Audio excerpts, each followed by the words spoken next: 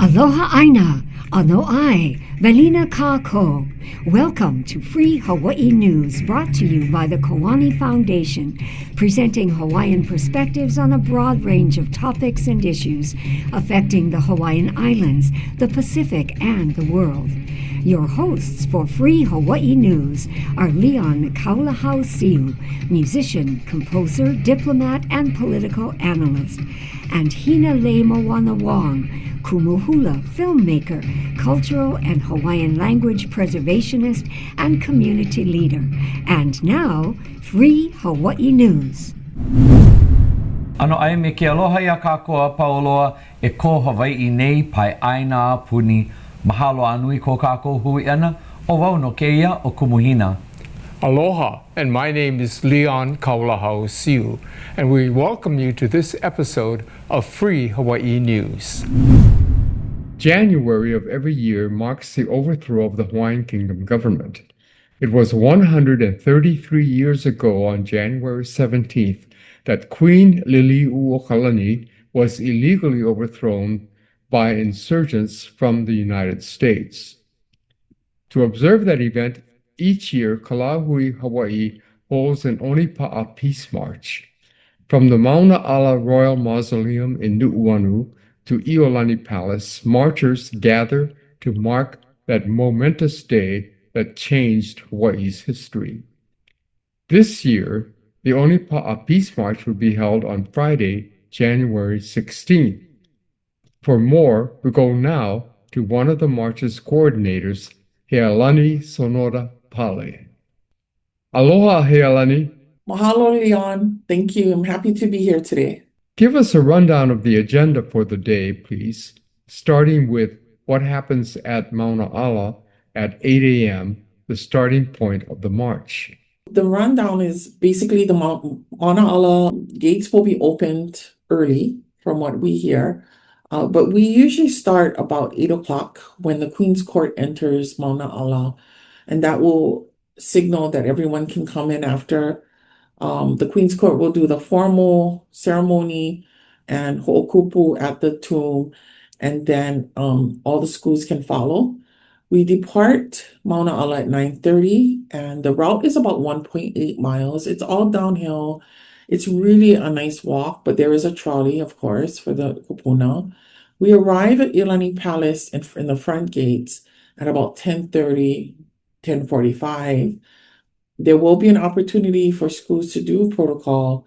If you're not going to do protocol, then we just ask that you just kind of go in with the group in front of you. Many schools bus their students in for the march each year, correct? Yes, they do. And that is why we start the march at 9:30, because we give time for the schools to get here, to get to the Royal Mausoleum, and to do protocol, and to give their lei and ho'okupu to the Queen. We as much as possible try to make it really about the children and the students. We want this to be not just a cultural and spiritual event for them, but also a learning experience for them, one that they will never forget. And it's something we never had when we were young, and we want to keep this going so that it'll continue on. We will continue the momentum towards Hawaiian sovereignty and liberation, and hopefully inspire the next generation to do what we have to do to get our lahui back. Will there be transportation for those who want to be part of the march but are not able to walk the entire route? Yes, we will have a kupuna trolley at the back of the march. We have one every year. And there is also a shuttle that goes from Iolani Palace to Mauna Ala. And the shuttle will take people back and forth. If you want to go up to Mauna Ala, give ho'okupu, then you can come back down to Iolani Palace and wait if you don't want to or can't walk. Because parking is limited around Mauna Ala, will there be shuttles if march participants have to park a distance away? That we do have shuttles. The shuttles will be picking up people who want to go up to Mauna Ala if they want to park near Iolani Palace, and you can catch a shuttle up to Mauna Ala up until 9:15. After 9:15, there will be no more shuttles. Our program will start about 10:50. Meanwhile, the Queen's Court will go to the Queen's statue and do protocol there. So there'll be a couple things happening simultaneously. There will be protocol at the Queen's statue. There will be opening of the program. And then our lineup, we have some leaders from different places: Emakoa, Imai Kalani Winchester, Lanakila Menguel, Kaniela Ing, Brown Sinazama. We have music by Pohaku, Maka Gallinger, Skippy Ioane, and others. We're also having Sudden Rush, which we're really excited about. And if anyone wants to sign up for a booth or anything, just let me know. We will have a medic tent up at Mauna Ala and down at Iolani Palace, as well as water distribution along the route. So that's kind of like, and then we're going to finish a little early this year, about 3 o'clock. Lunch will be served after the march on Iolani Palace grounds, correct? We will be serving food, and the food this year is being made by the Wahine agricultural class. The lao is from Mount Ka'ala. How has the Onipa march grown and developed over the years? We have grown over the years, and with the increase in schools, in community, and in organizations that participate. This year, we have created a coalition of groups that is part of the planning and organizing for the Onipa Peace March. We realize it has grown too big for one organization. And so this year we have started a coalition called the Onipa Coalition, and it's led by the Queen's Court, and Kalahui Hawaii is part of it. Hui Kuli Ke Kako, the Mauna Medics Hui, Healers Hui, Utopia Hawaii, and Oceania circles. So we have we've started that, and we have a Kupuna Advisory Committee for Onipa'a this year. How can schools register to participate in the march? So the schools can go to kalahuihawaii.net/Onipa'a Peace March. On our website, we have a link where you can sign up for the march. We encourage schools to sign up so that we can better plan for the numbers and for the schools, and because it's such a there's thousands of people that will be in one place for about an hour and a half. So it's important that we kind of know how many people are coming, how many students, so that we know and we can plan accordingly. Can organizations have an educational booth at Iolani Palace, and how?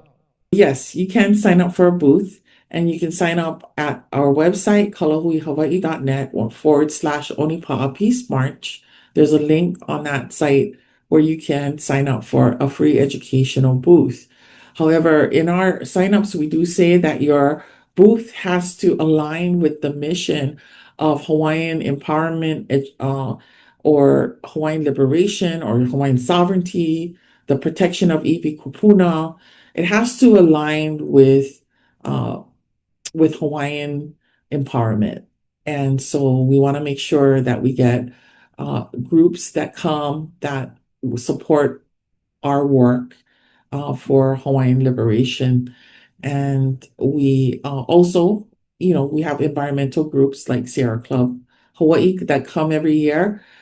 So of course, environmental justice is a big part of our work in our fight and struggle for Hawaiian sovereignty. So we welcome environmental groups as well. This is a free event, and it's for the entire family, right? Families are welcome to this event.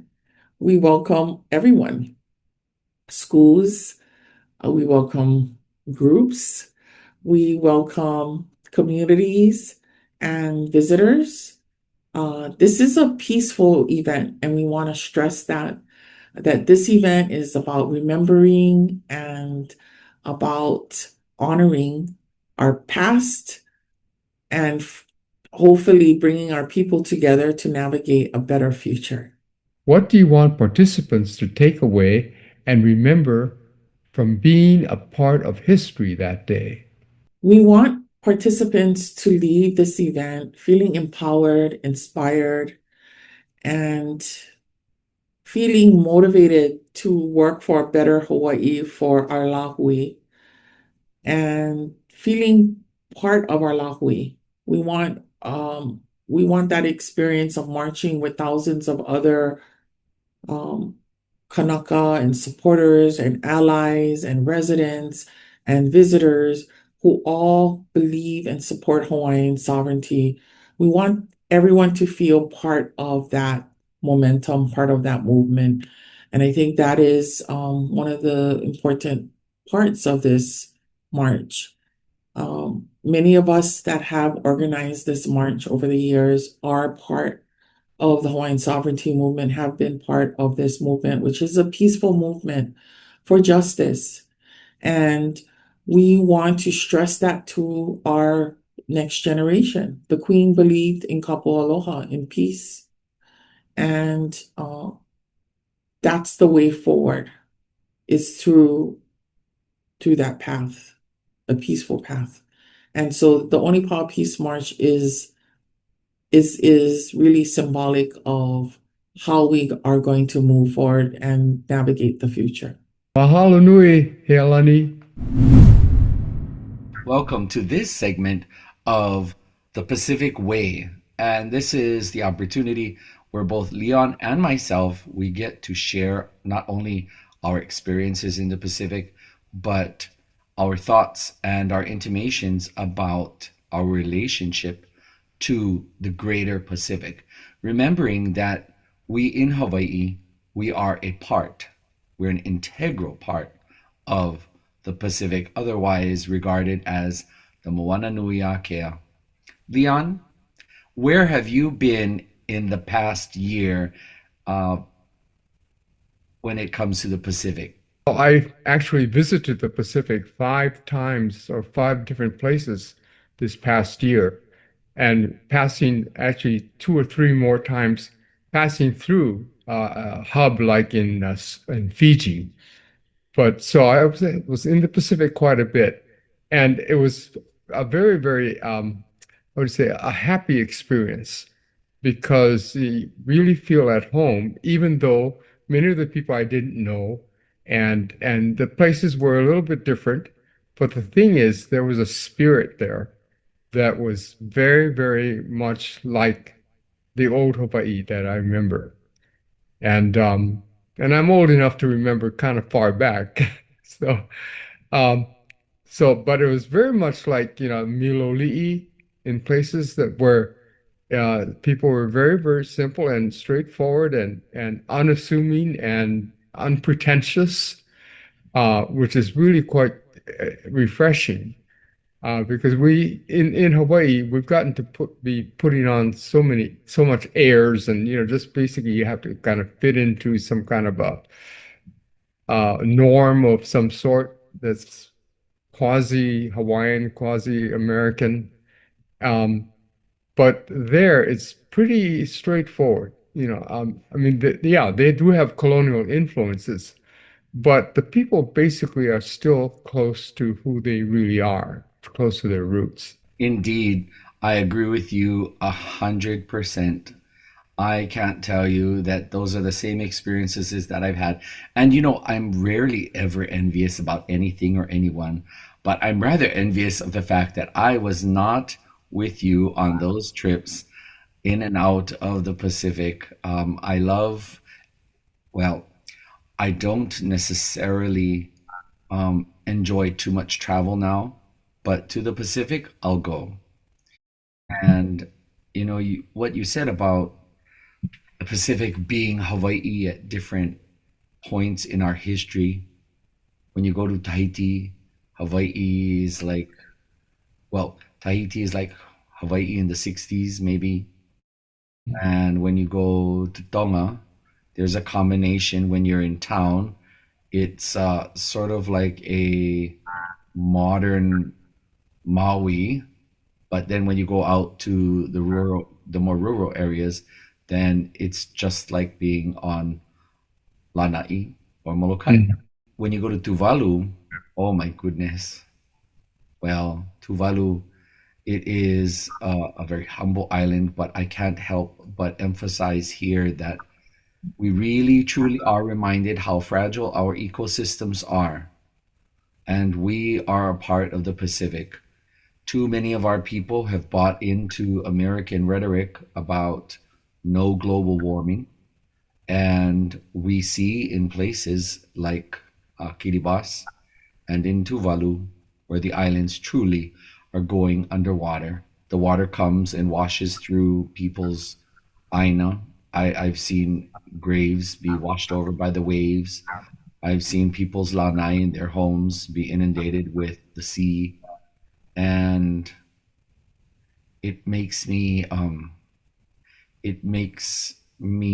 wish that I was in political authority in Hawaii, where I could say to a Pacific Island nation, we're going to open up lands and encourage you, some of you, to migrate. However, that then gets us into hot water because our islands haven't even given a home or made a home for our own people to come home. But with that said, I think that you and I should encourage people in this new year, Leon. Everyone do like how Leon has done, and let's take a trip south. Let's go to islands like Tuvalu, Tokelau, Rapa Nui, Aotearoa, Tonga, Samoa, Tahiti, Nukuhiva. I really want to go to Nukuhiva. I've been in conversation with Pacific Island leaders about like Tuvalu and Kiribati, about what we can do to help. And there actually is something we can do, and we are working on getting that initiated or getting it going. But it's going to take some real effort. And the problem we have here is that we're not in charge of things. So we can't simply say, okay, let's do that, because we don't have the resources at our command or at our, to share it with other people. We don't have control of those resources.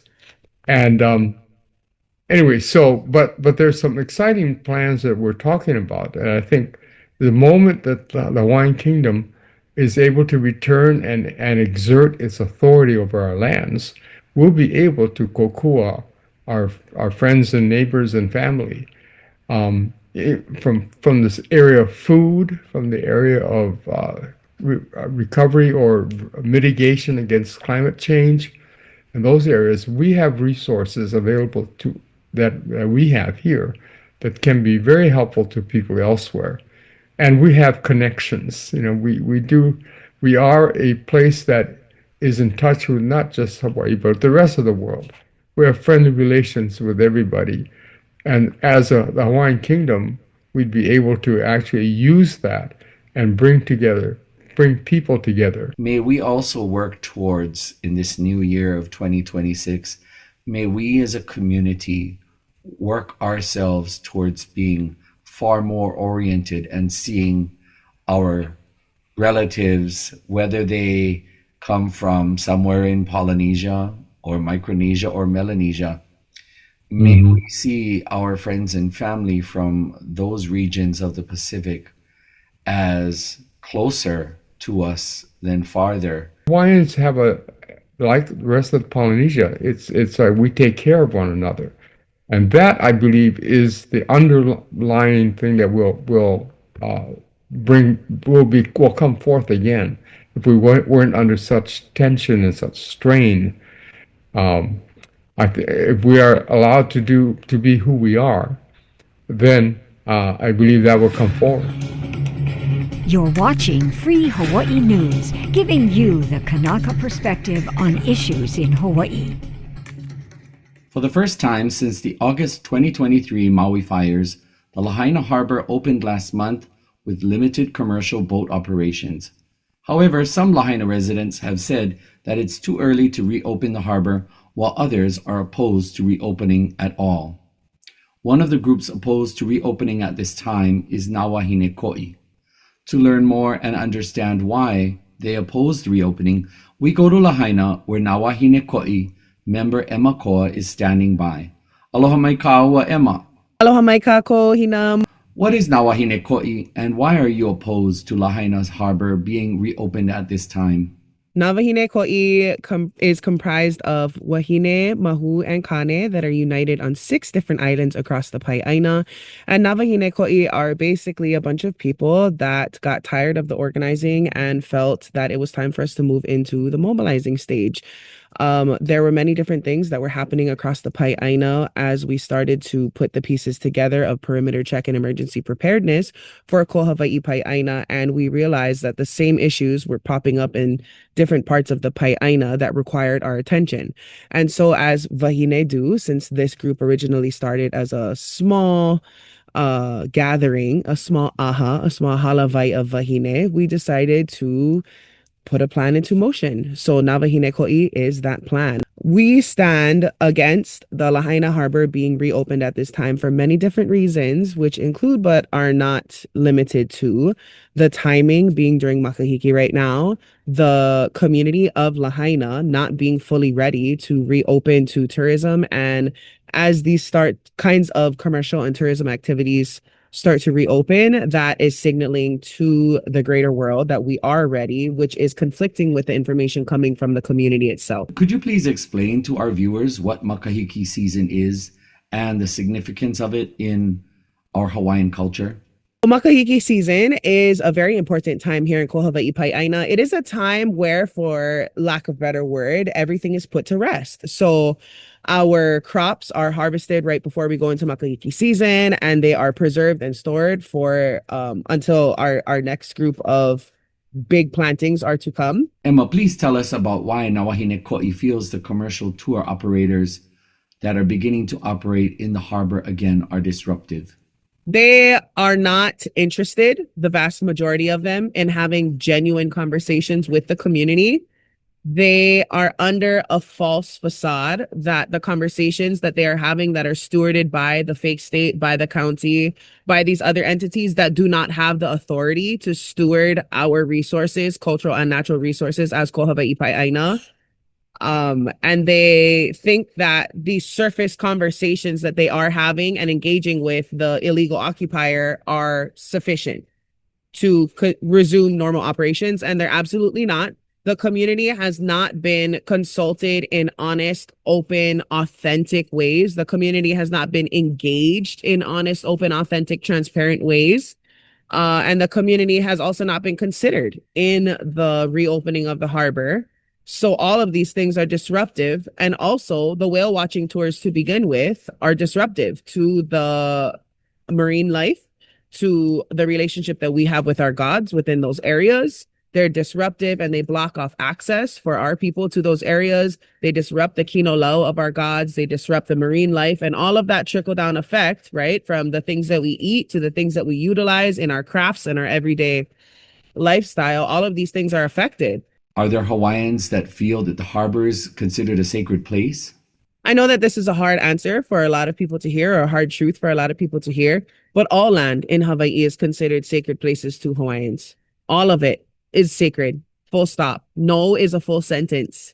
And we don't have to describe. I feel like in a lot of the conversations I'm in lately with a lot of our transplant settler community and a lot of the fake state authorities, it's, okay, well, what needs to happen in order for us to do it? And that's not the question that we should be asking. The question that we should be asking is, how can we meet each other where we're at? Not how can we force you to say yes to what we want you to do? So, of course, everywhere is sacred, but that space in particular is also very sacred. It is a heiau. It is a very Wahine-centered space. There are many different wahipana that are concentrated right in that space. The courthouse by Kauikeaoli, the center of Lahaina, really as that political, strategic, governmental piece of the kingdom, is so powerful and potent. And all of the things from pre-Pa'au to the kingdom era to contemporary Hawaiian history, it is considered a sacred place. Who, in your opinion, are the rightful stewards of the land and the harbor? Native Hawaiians are the rightful stewards of the land and the harbor. It is our birthright, kuleana.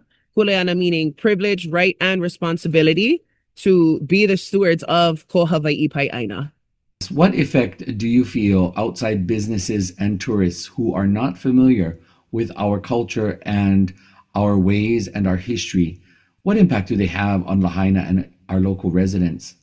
On the day that we were standing in opposed to the reopening of the harbor, there were a gamut of many different people that came down that day. Half of them were very respectful. Honestly, they were very respectful visitors that when we shared with them why we were there and why we were opposed to the reopening of this space, they immediately understood and turned right around and left. The other half of those were disrespectful people that felt very entitled to what they considered their space, their banyan tree, and that took priority, their vacation, taking priority over the general well-being and healing and rebuilding of Lahaina, her people, her places, and ko Hawaiʻi Pai'aina. Who do you feel should be making decisions like reopening the harbor? I do feel that Native Hawaiians and Lahui members, whether they are Hawaiian or not, as long as we are all actively working towards sovereignty and sustainability, I feel that that is my definition of Lahui, whether you are Kanaka or not ethnically. If you are actively working towards a sovereign, sustainable future for Hawaii, that is Lahui. So I feel like Lahui should be the ones that make the decisions for everything that happens in ko Hawaiʻi Pai'aina, because I feel that when we include that group of people of Lahui, they automatically understand that when Hawaiians, the rightful stewards of this aina that have stewarded this place for many, many generations, thousands of years, and this place has thrived under Hawaiian stewardship, right? Like it's only a small blip in our history that illegal occupation has devastated and destroyed a lot of the ecosystem and aina and systems here. Emma, does Na Wahine Ko'i see the attempt to reopen the harbor as part of an attempt to make Lahaina a commercial space like it was before the fire? Definitely. Na Wahine Ko'i does see the attempt to open the harbor as part of an attempt to make Lahaina a commercial space like it was before the fire. What would you say it is, Emma, that some people don't get about the importance of our Hawaiian culture for our local island residents? Some people don't really understand how sacred really means sacred to us. Sacred isn't just a label that we throw onto everything. And I really wish everybody would understand that when we talk about sovereignty, it's not a joke. It's not something to be made fun of. Sovereignty is very real, both in American law and in Hawaiian Kingdom law.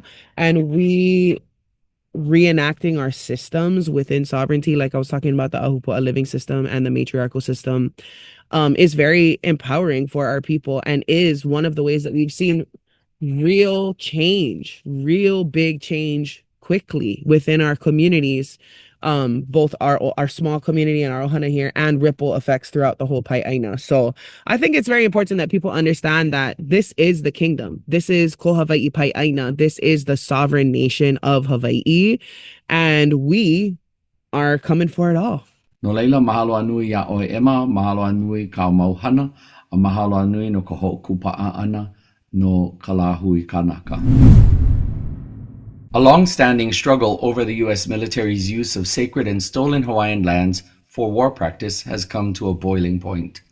Hawaiians and other residents are pushing back against the U.S. military's attempt to renew leases to these areas, including Pohakuloa on Hawaii Island, which is the largest training area for all branches of the U.S. military outside the United States. According to State of Hawaii and U.S. federal officials, a U.S. military presence in Hawaii is critical to U.S. national security. Environmental advocates, however, Hawaiians and others, say that maintaining the integrity of the aina, or our land, requires nothing less than a return of these lands to our people, to our Kanaka. With the U.S. government's lease for Pohakuloa, Makua Valley, and other parcels of land, the U.S. military controls throughout Hawaii for war practice set to expire in 2029. We go now for more information to Hawaiian activist James Mayoho. Aloha kaua, James. Aloha hia. Mahalo for having me. The leases for these lands are expiring in 2029. Why are so many Hawaii residents opposed to any renewals of land at all by the U.S. military in Hawaii? The military is overrunning what was crown lands. That's a big issue for us, and kind of how that has happened. But the environmental damage is almost unquantifiable. From a Kanaka perspective, we need to do everything we can to protect the mauna, to protect our aina. My personal involvement is because there's so many burials on that plain, and behind it, back where Ahua Umi is, that is ripe with Evie. And every time a piece of ordnance goes off, you can't calculate the destruction, to the Evie and to our Kapuna, and therefore to us, because that is us. That's why I think it's just the love of Aina as being us is why Kanaka are so opposed to it. Now, non-Kanaka and their polling data see this issue much differently because they don't have that, and there's really an education gap to the voting populace of the state, Kanaka and non-Kanaka. And that's an issue that I'm going to try to press Ohana and do myself and raise awareness of it. But at the heart of it, it's about the Aina. If they're truly stolen lands, then how can the U.S. lease out something they don't really own? It's a convoluted question, and it goes right to the heart of all the issues in Hawaii. One, if you believe, as I do, that legally the sovereignty of the kingdom and the governmental apparatus was never properly or fully relinquished. There's no treaty. There's obvious attempts by our queen to go back and reverse this decision. The 1910 court case, the trips to Washington, the letters, and all of that the government and the people of Hawaii, the Kuei petitions, all of that, can help establish, that the kingdom still legally exists. So everything you could say that has been signed by a territorial governor or by anybody else really is illegal in the eyes of the international community. Dr. Keonosai's argument is very sound, and I think the Larson case was very important, for this issue and getting international support. The real problem is how do you leverage the United States? The United States military is so big. An international body like the United Nations cannot leverage the United States to abide by its own laws, which it clearly isn't. This was all extra U.S. constitutional from the start. The Organic Act is extra constitutional. A sovereign country cannot absorb another sovereign country, which Hawaii is, underneath its own laws. And that's what happened. This was done kind of in some amended language coming out of the Spanish-American War into the 1900 Organic Act, which really just establishes the framework of a territorial government. But all of that was illegal. So I would posit that all the leases that have been entered are illegal, but the terms of the current lease, having that process already been done, it's clearly laid out in the state statute in the DLNR that there's authority to do this. Whether or not it's been stewarded property by the state of Hawaii is another issue, because the current leases are not meeting their current terms. So in that regard, it's illegal for the Army to be pursuing new leases. It's illegal for them to be pursuing new leases with 2 failed EISs, and I suspect the third one coming soon from Hawaii. The drafts aren't any better than what the final products on the other 2 were. So it's not a question of standing up legally. It's a question of enforcing the laws and regulations that we already have, which on one end, a lot of our folks, unfortunately, aren't willing to do, the DLNR. And 2, even if it were recognized that this was illegal, what is your enforcement mechanism against a behemoth like the U.S. military structure? Why do you feel Kanaka and many others in Hawaii consider it a desecration of these lands to even have the U.S. military on them? Look at it in the context of how Kanaka, Keiki and our families and people have had to grow up, and what story you've grown up with. From a native Hawaiian, meaning of our ancestry, the Committee of Safety, claiming to be its own government, and the new territorial government, new Republic of Hawaii, the way that was done under threat of arms, of landed U.S. Marines, and by the sanction of their man Stevens, of their ambassador Stevens, who really was the Thurston, the architect of this, and all those guys from Maine, because that was illegally done, brutally done, forcefully done by hoodwink from the beginning. That sourness, that bitterness, has never left Kanaka.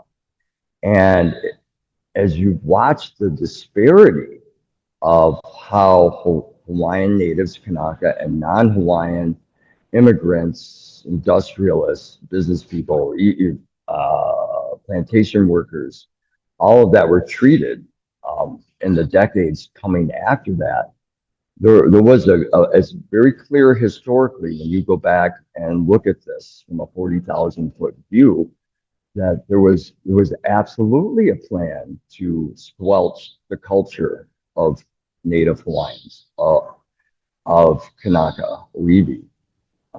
They banned, only, I don't know how many times our spiritual practices have been banned over the course of the missionary period, starting in the early 1820s with Ka'ahumanu.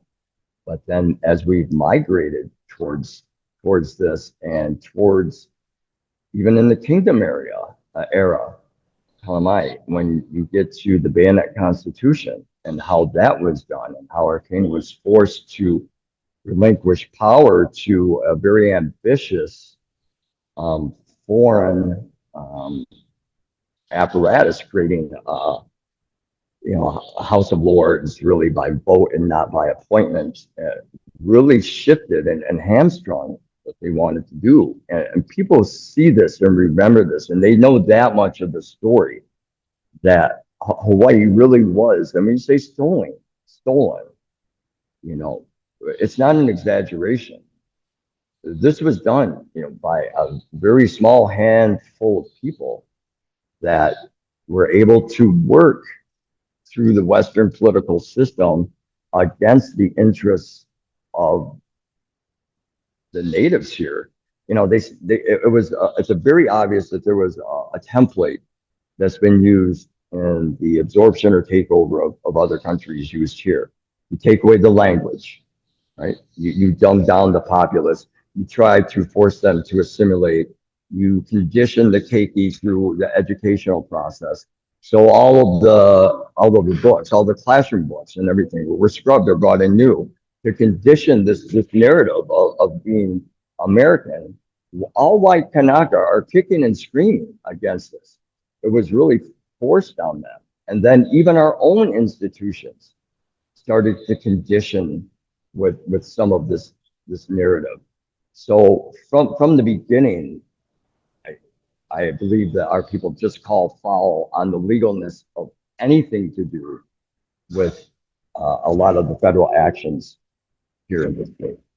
What do you feel are other consequences for us allowing our Hawaii to be militarized? The biggest issue for me is the desecration of our Aina and our Iri, and that, these lands of good, bad, or indifferent have taken over a lot of our sacred sites that it's hard to get access to. Unknown desecration to Iwi and burials and other things of that nature. I don't know for the average Kanaka really benefit economically from their presence. I know that military bodies and military families having to be here put some into the retail economy, but that doesn't float back to Kanaka. That's not a trickle down effect. So there's other bodies now, so many more people competing for our limited resources, competing for our INA, inadvertently driving up costs and making an atmosphere where other people do want to be here because they believe it's a state, and that drives up, just under the free market, the values of homes and land and services and fuel and everything else. And it drives having to have this additional infrastructure, which Kanaka don't need. What do you feel is the most important thing that everyone can do to help get the United States military out of Hawaii? The most important thing that we can do is educate our fellow Kanaka and non-Kanaka alike. Spread the word through social media. Get familiar with these issues. Find me or my organization online. I have the briefings available to the public. I'm happy to share whatever I can. Kia'i Iwi Alakai is the lobbying organization, the advocacy group that I have to operate under on to be in the halls of Congress, every day here or elsewhere, and learn about the issues and encourage your fellow Kanaka to band together and make our voices heard. I'm trying to think of ways. I'm trying to work, with Ohana and others too, about getting a larger educational campaign. But shows like this are really important. Telling the story, clarifying the details, getting people aware, especially the non-Kanaka, of our point of view, but done with aloha. So we aren't alienating people that would help us by wearing our kamaha on our sleeves so front and center. We need to be pono and do everything with aloha. There is light at the end of the tunnel. There's a lot of steps and a lot of things that need to be done to get there. But first, we must come together, on this and a few other issues, and leave our squabbling to other things, and just start sharing on social media. Make phone calls to your local rep. I can give out numbers to people for our federal reps. They want to hear from you. It was heartbreaking to hear from our local people when I sat down with our local congressmen and senators people, that they only hear from the military and from the governor's people. They don't hear directly from Kanaka. Call them, write Josh Green, write OHA, write all of our congressional people here, and make your voices known so they calculate Kanaka as a factor. Register to vote in the Western voting system. I know many don't want to, but we need to attack this issue from all angles, from the inside, from the outside, from on top, from underneath. And to do that, we need to put Kanaka with strong voices and a strong spine into the legislature so they can stand firm, so they can hold, so they can be the kiai that we need. So involve yourself in this issue and spread the word and use all of the assets that are available to you to do this.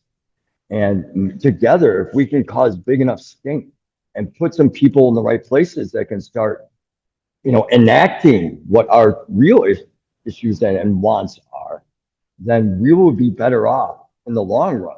Don't just think about right now, but for generations from now, what we do right now, what actions we do not or not take, our grandchildren, our great-grandchildren are going to look back at this period of time and ask who did what. And that is one thing you can do now.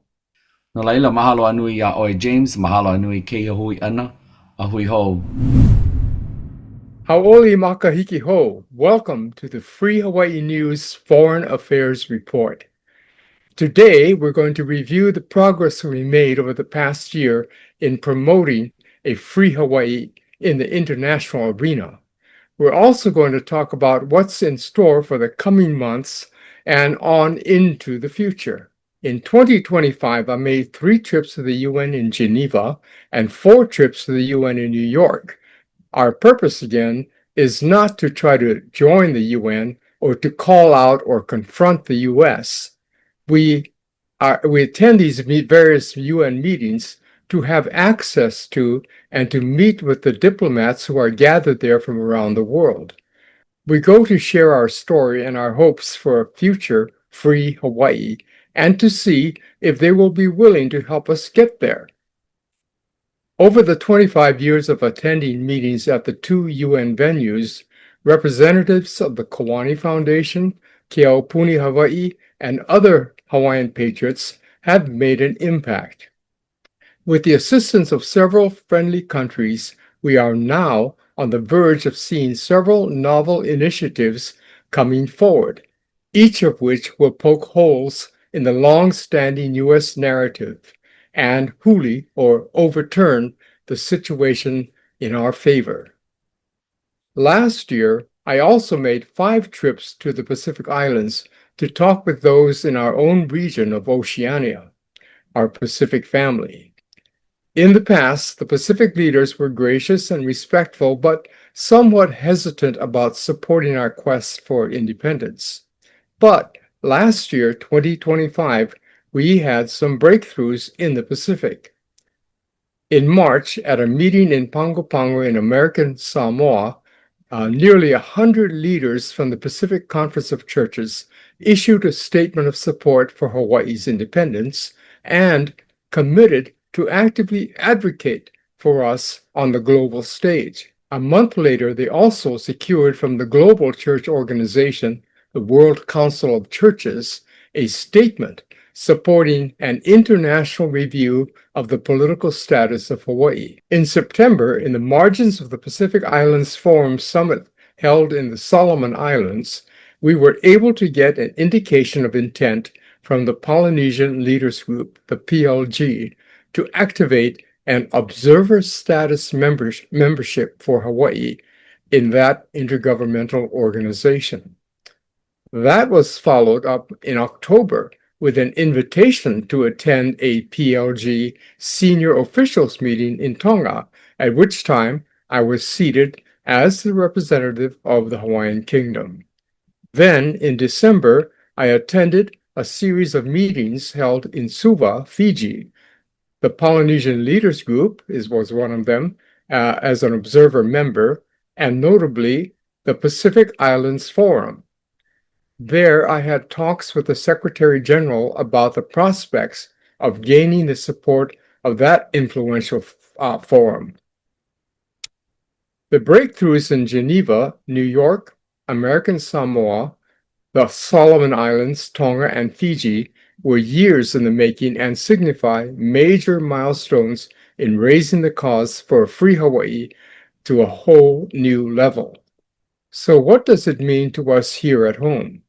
It means we need to prepare for what's coming. It means we have to step up to the plate and welcome the help that's on its way. It means we need to show we are serious about restoring our nation. And it means we have to show that there really is a political will for a free Hawaii. We are entering a new level of commitment to moving forward with asserting Hawaii as an independent nation. One of our main challenges is invisibility. We think because sovereignty has been talked about for the last 30 years here in Hawaii that the world knows what we're talking about. Well, they really don't. Most people have never heard of that Hawaiians want independence. In fact, it's a relatively small number of people, including Kanaka Maoli, that have really thought about it. Yes, we say we are not American, we are Hawaiian, but have we really thought about what it means? At this point, most people have no clue that there really is a problem with being a state of the United States. Through decades of indoctrination, the U.S. has successfully kept our nation hidden in plain sight. by giving the world a counterfeit image of who we are. Friendly and docile people, but incapable, indeed not interested in governing ourselves. In order to dispel the false narrative, we need to change people's perspective of who and what we really are. And it can't be just a public relations ploy. We have to dig deep and shift our thinking by reconnecting our core values of aloha aina, kapu aloha, and malama pono. We are not Americans. We are Hawaiians. We will always be Hawaiians. If we do that, if we are true to who we are and what makes us special, the world will gladly kokua. Next on Free Hawaii News, Kumu Hina's Mana'o. In Kumu Hina's Mana'o for this evening's program, I'm going to bring you a few thoughts for the new year, but I'm going to kick it off by sharing yet another new mele. And it's called Auwe Kanani a Oku'u Aina e. Auwe Kanani a Oku'u Aina e. Auwe Kanani loa e. He nani lua ole ho'i. No Hawaiʻi nui kua uli hei noa e. Ha'awina he oloa na kupuna e. Ku mai Kanaka e. Ku I kahi lo kahi ho'i. Ho'olo no I ka leo pu kani ha'aheo. Ne'e mai naue mai uhaile mai e. He leo ku kala he leo hea hea. Haliui ka moana haliui ka honua. O mai e Hawaiʻi aloha e. No Hawaiʻi nui kua uli ho'i e. Auwe kanani loa e. He nani lua ole ho'i. No Hawaiʻi nui kua uli hei noa e. Ha'awina he oloa na kupun e. Ku mai Kanaka e. Ku I kahi lo kahi ho'i. Ho'olo no I ka leo pu kani ha'aheo. Ne'e mai naue mai uhaile mai e. The words of this song says, Auwe, alas, beautiful indeed is my land. It's incomparable in beauty, for Hawaii of the dark, majestic mountains is your name. This is a gift. It's a gift that's given to us at birth by our elders, by our ancestors. This song sings to all of our Kanaka to stand up, stand together, stand united, and stand as one. Listen to the voice of the conch shell that proudly sounds. March forward, come forward, and walk together. It says that this is a voice that calls out. This is a voice that rings through. It is, may it be heard upon the sea and upon the earth. And to Hawaii, our islands, and to our people, our great affection, our respect, and our honor. For you, Hawaii, our lands and our people. For you, Hawaii of the great dark-backed mountains, that is your name, answer to your call. I share with you this mele this evening because I want everybody to reflect on our need for us to converge, come together and find unity, not through the course of American bipartisan politics, but through our culture, through our history, and through our language. It is imperative that we remain rooted and connected to who we are, that we remain grounded to Hawaii, our piko, to our umbilical cord, our motherland, and our homeland. With Hawaii as our mainland, what then is that which connects us? It is our connection to land and sea. It is our connection to the heritage that is handed to us. and it is the connection to all that surrounds us. The legacy of things that we do, the legacy of our fishing, our hula, the legacy of not only making kapa, the legacy of hunting, the legacy of our farming, the legacy of all that we do as a people. And these are all the things that sustained our ancestors from centuries ago, and it is the same thing that will sustain us moving into the future. So as we move forward in the new year, may we move forward remembering the pathway that we have come and remembering the path that we must all travel down together. We have seen the devastating impacts of the strife within the continental U.S., political debates, the political upheaval. We as a people will not survive if we don't stop and take stock, to assess, to evaluate, to ask ourselves the poignant and pointed questions of who we are as a people. This requires us, again, to remain absolutely rooted to Hawaii. So with that, everyone, hauʻoli makahiki ho.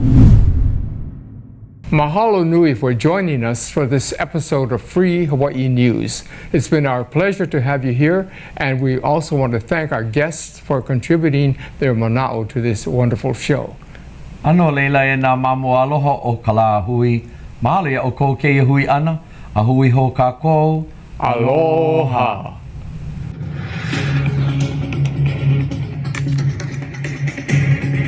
We hope you enjoyed this month's episode of Free Hawaii News. Mahalo for watching. There's a new show every month, so this program will air several more times this month. You can view it anytime on Olelo's on-demand site or on YouTube. See you next time. Ahui ho, aloha aina.